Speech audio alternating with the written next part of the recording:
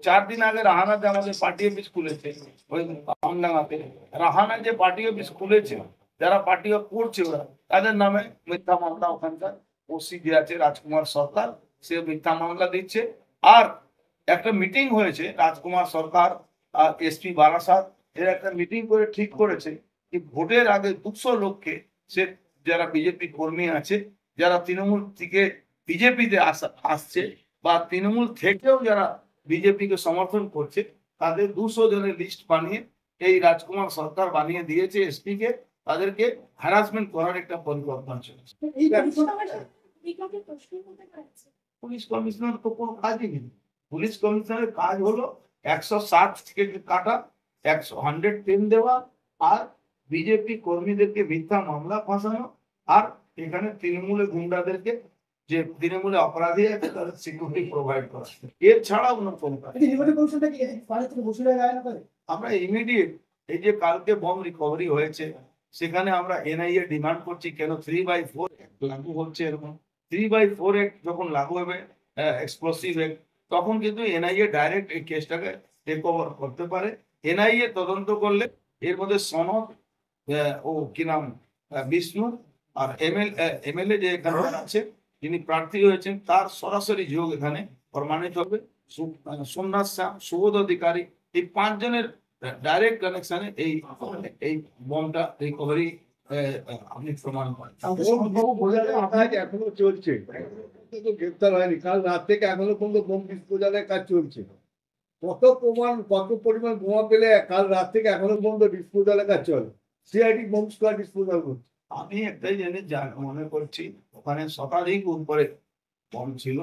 এই বমটা নৈহাটি মানুষ, শান্তিপ্রিয় মানুষ, সুস্থ মানুষ, তাদের উপরে ব্যবহার করার জন্য এই পার্থভূমি যে গুন্ডারাজ খতম করার জন্য ম্যানিফেস্টোতে নিজের বলছে, যে বারবার বক্তব্য বলছে, সেই গুন্ডাদেরকে প্রশ্রয় দিয়ে এই বম তৈরি করেছে।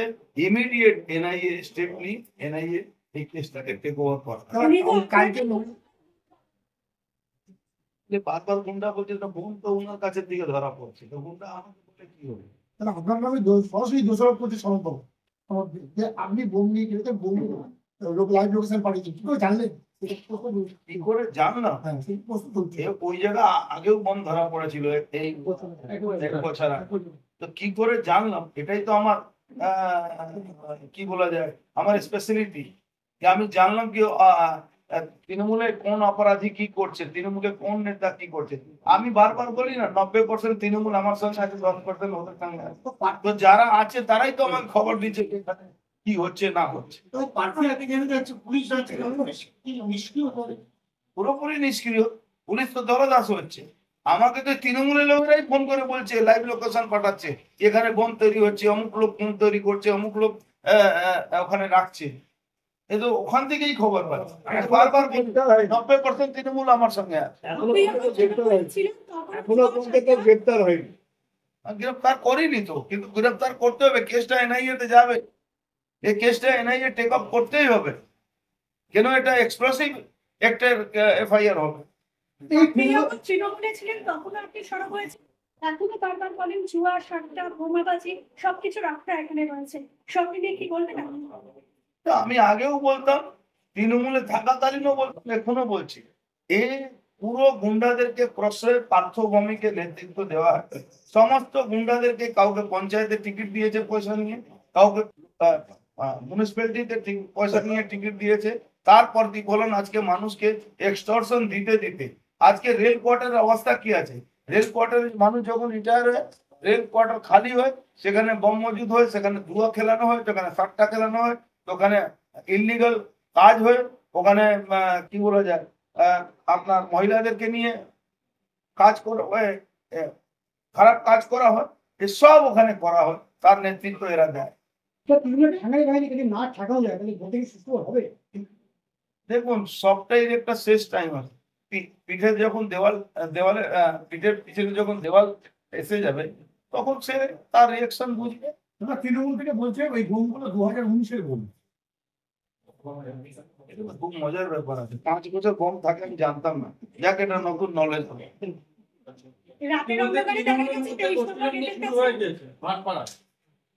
সত্যেন রায়কে ব্যাপক মারধর করা হয়েছে। তৃণমূলের বললাম তো, তৃণমূল সঙ্গে লড়তে পার্থভূমি কাজ পর্যন্ত বিজেপির সঙ্গে লড়াইতে নেই, ও তৃণমূলের সঙ্গে লড়াইয়ের মধ্যে আছে। 90% লড়াই চলছে। ভাইস চেয়ারম্যানের বিরুদ্ধেও তিনি সরব হয়েছেন, বলেছেন নিজের গাড়ি পৌরসভায় খাটান, অ্যাম্বুলেন্স চালান। এটা কোনো নতুন কথা না। ও বিল তো ভাইস চেয়ারম্যান তুলে প্রত্যেক মাসের বিল তুলে বিবেকের একটা এই আছে, মমতা ব্যানার্জি ভাইয়ের একটা এনজিও আছে, স্যার সে গাড়ি নিয়ে ওখানে পৌরসভার দিকে ভাড়া খাটায়। এটা নতুন ব্যাপার নেই, সবাই জানে। এটা তৃণমূল যেন অপরাধ না। তৃণমূল যে চুরি করবে না সেটা অপরাধ, যে চুরি করবে সেটা গুড ম্যান, গুড বয়। 23 নম্বর গেটের কাছে দেখা গেছে যে আপনার ফ্লেক্স ছেড়ে হচ্ছে, ভিডিও প্রকাশ্যে এসেছে।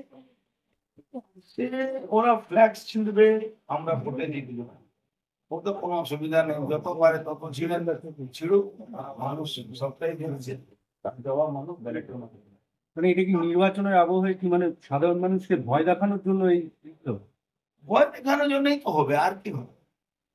মানুষ যাতে নিজের গণতান্ত্রিক অধিকার দেখছে, মানুষ তার সঙ্গে নেই, তাই জন্য এইসব হচ্ছে। সুষ্ঠু ভোট হবে বলে আশা করছি।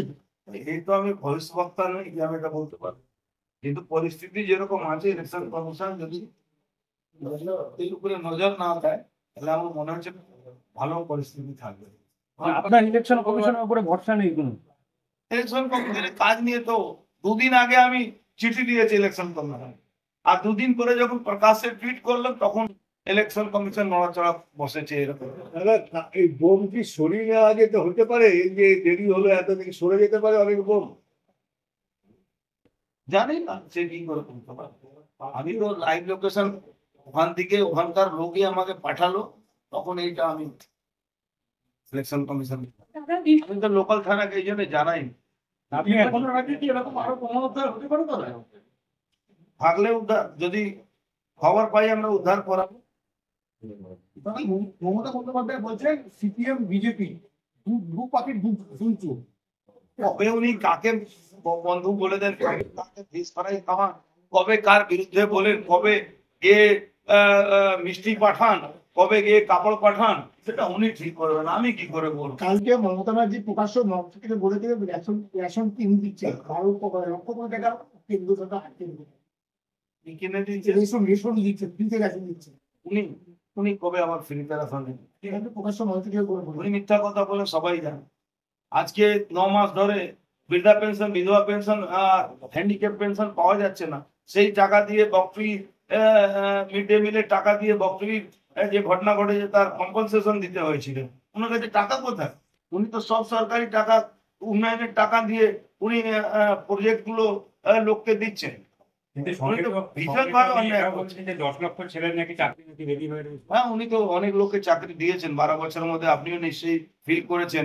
চাকরি দিয়েছেন, 15 লাখ টাকা নিয়েই চাকরি দেওয়া হয়েছিল, সেটাও কোর্ট চাকরিটা বড় মাথা, তাহলে কি আরো অ্যারেস্ট হবে। ভারতবর্ষে আইনের ঊর্ধ্বে কেউ নেই।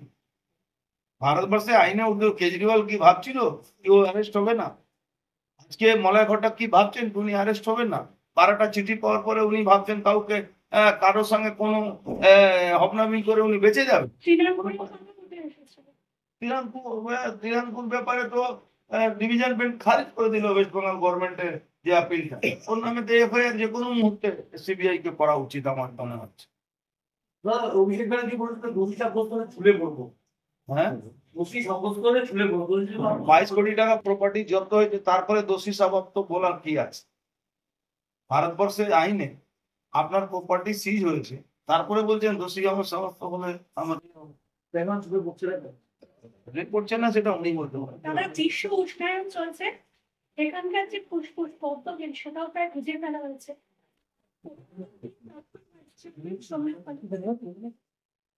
ও তো নিজের বাড়ি যে ওখানে পুকুর ছিল সব ভরাট করে বেচে দিয়েছে, জমি বিক্রি করছে, ভরাট করছে নিজেই। ও তো নিজে ভরাট করছে। নিজের বাড়ির পিছনে যান, ওখানে বিলগুলো দেখুন ভরাট করে দিয়েছে। এই বিষয়ে কি আপনি কোনো পদক্ষেপ গ্রহণ করবেন? নিশ্চয়ই আমরা যখন ক্ষমতায় আসবো সব জমিগুলো, পুকুরগুলো আবার ফেরত দেবো। তার এটা রিয়েল যে যেভাবে পুকুর ছিল সেটা ফেরত দিয়ে দেবো মানুষ। তো আগামী দিনে এসএসসি যারা যোগ্য প্রার্থী আপনারা যদি সরকারে আসেন তাদের সামনে পেছনে দাঁড়াবেন।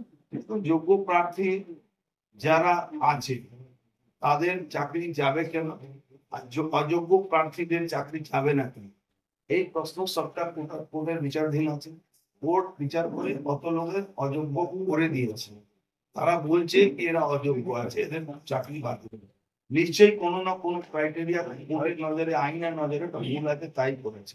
আপনি সুপ্রিম কোর্ট যাওয়ার জন্য আপনি চেষ্টা করছেন, সুপ্রিম কোর্ট গেলেও একই হাল হবে। যে কথাটা অভিজিৎ গাঙ্গুলি বলছিলেন সেই কথাটা অন্য জজও এটা সেটাকে সিলমোহর লাগিয়ে দিতে পারে। তার মানে সামথিং আছে, কিছু আছে, তথ্য আছে, তাই এটা বলছে। Thank you.